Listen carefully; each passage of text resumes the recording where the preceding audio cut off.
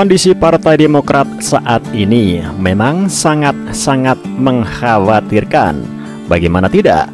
Pasca menjadi parpol pemenang pemilu 2009 lalu, perolehan suara partai ini terus merosot tajam.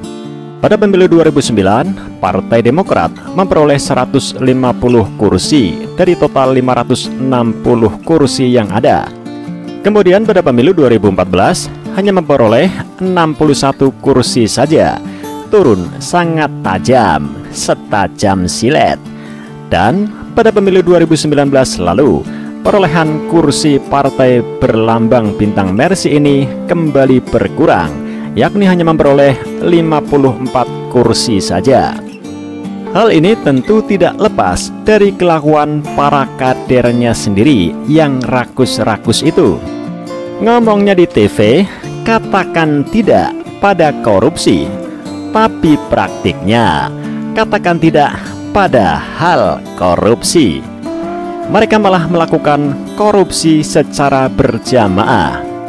Terbukti mulai dari ketua umumnya Anas Urbaningrum, bendaharanya Muhammad Nasaruddin, anggota Dewan Pembina Siti Hartati Murdaya, dan ketua DPP Partai Demokrat Sultan Batugana diciduk oleh Komisi Pemberantasan Korupsi atau KPK.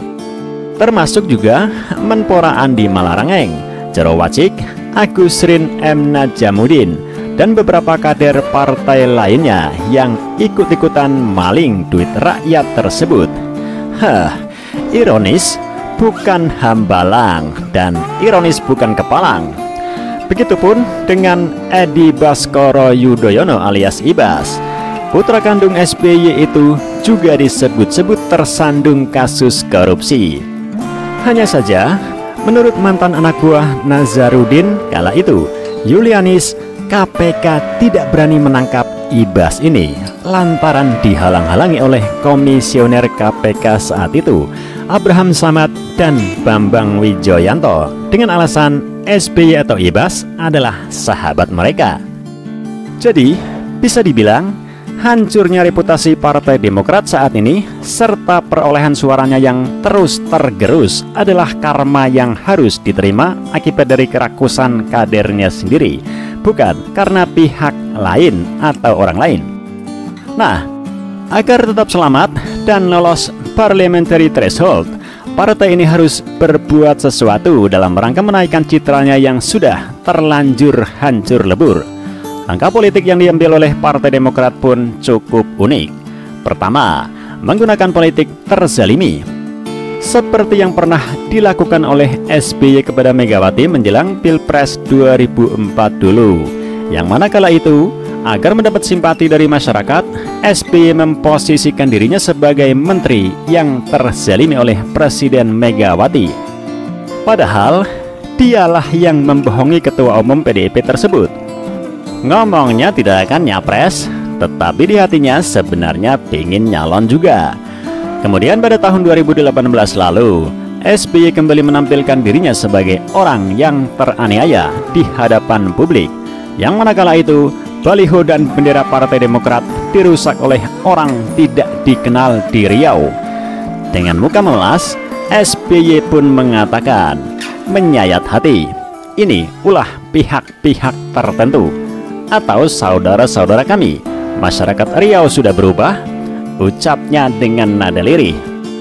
Namun sepertinya gaya politik terzalim itu sudah tidak laku lagi. Terbukti, bukannya mendapat simpati dan dukungan dari masyarakat, perolehan suara Partai Demokrat tetap saja anjlok tidak karuan. Oleh sebab itulah, Partai Demokrat coba menggunakan strategi lain, yakni menyerang pemerintahan Jokowi. Hanya saja, sangat disayangkan, ketua umumnya saat ini belum matang. Kritik yang diarahkannya kepada pemerintahan Jokowi terkadang tidak konsisten. Seperti Agus Harimurti Yudhoyono alias AHY pernah minta pemerintah melakukan lockdown, yang mana kalau permintaan mantan tentara itu benar-benar dilakukan, maka ekonomi Indonesia akan anjlok seanjlok-anjloknya. Tapi lucunya, Ia juga mengkritik jebloknya pertumbuhan ekonomi di Indonesia. Nggak lockdown saja, ekonomi terganggu, apalagi lockdown. Ini maksudnya apa coba? Mau lockdown, tapi pertumbuhan ekonomi meningkat? Tidak bisa. Lain dengan AHY, lain pula dengan yang dilakukan oleh Edi Baskoro Yudhoyono alias Ibas. Si pemeran utama dalam video durasi pendek di dalam bilik desinfektan itu malah sibuk membangga-banggakan bapaknya yang pernah jadi presiden itu. Ia pun mengatakan tingkat pengangguran dan kemiskinan di zaman SBY terjaga. Alhamdulillah, kita pernah membuat itu. Ketika zaman mentor kita, Pak SBY selama 10 tahun, ekonomi kita meroket, APBN kita meningkat, utang dan defisit kita terjaga. Ujar Ibas membanggakan bapaknya pada 6 Agustus. Tidak ada angin, tidak ada hujan, karena memang lagi musim panas. Ia pun tiba-tiba mengatakan rakyat butuh kepastian, kepercayaan, dan keyakinan saat ini. Rakyat perlu bukti, bukan janji, kata Ibas. Tidak pelak, akibat dari pernyataan ngawurnya itu bukan menaikkan citra Partai Demokrat, malah dia yang kena semprot oleh politisi Partai Golkar. Golkar pun buka suara untuk meluruskan pernyataan menantu Hatta Rajasa itu. Nah, dilansir dari detik.com, tanpa tedeng-aling-aling, Ketua DPP Golkar Aceh Hasan Sazili pun mengatakan bahwa Ibas tersebut kurang wawasan. Pernyataannya Mas Ibas sangatlah tidak tepat membandingkan perkembangan ekonomi di era saat pandemi COVID-19 dengan kondisi normal di era Presiden SBY. Pernyataannya terkesan seperti kurang wawasan, yang seharusnya disertai dengan melihat dan membandingkan data-data perekonomian yang saat ini dan dialami negara-negara lain. Ujar Aceh pada Jumat 7 Agustus. Aceh bicara soal kontraksi ekonomi yang terjadi saat ini. Dia menyebut kondisi ini tidak hanya dialami Indonesia, tapi juga negara-negara lain yang menerapkan pembatasan sosial atau lockdown pada Q1 dan Q2 2020. Pembatasan sosial akibat turunnya output ekonomi. Aceh menyebut World Bank memproyeksikan pertumbuhan ekonomi global tahun ini negatif atau terkontraksi, dan ini menjadi krisis ekonomi terparah sejak The Great Financial Crisis pada tahun 1930-an. Presiden Jokowi sendiri telah berusaha untuk terus mengambil kebijakan sangat serius. Presiden Jokowi sejak awal menyeimbangkan antara rem dan gas dalam menjaga stabilitas ekonomi, menyeimbangkan antara penanganan kesehatan dan upaya pemulihan ekonomi, ucap Aceh. Salah satu strategi Jokowi, kata Aceh, adalah dengan terus mendorong belanja pemerintah. Ini dilakukan mengingat dalam kondisi krisis, pertumbuhan ekonomi perlu ditopang belanja pemerintah. Pada Q2 ini, konsumsi pemerintah tumbuh 22% QTQ, kata Aceh.